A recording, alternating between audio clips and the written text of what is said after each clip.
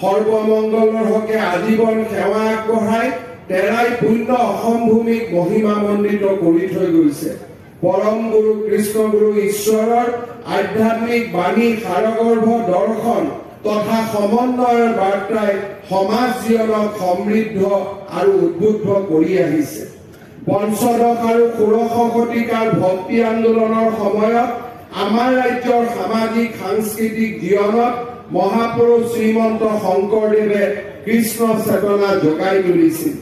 শ্ৰীমন্ত শংকৰদেৱে প্ৰদান কৰা এক শৰণ হৰিনাম ধৰ্মৰ তত্ত্ব অনুসৰি ভগৱান কৃষ্ণই হৈছে একক পৰম সত্তা আৰু তেওঁৰ উপাসনা কৰিলে জীৱনৰ আত্মিক কল্যাণ সাধন হয়।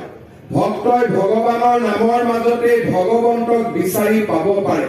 যিজন ভকতে একান্ত চিত্তে ঈশ্বৰৰ নাম লয় তেওঁৰ জীৱাত্মা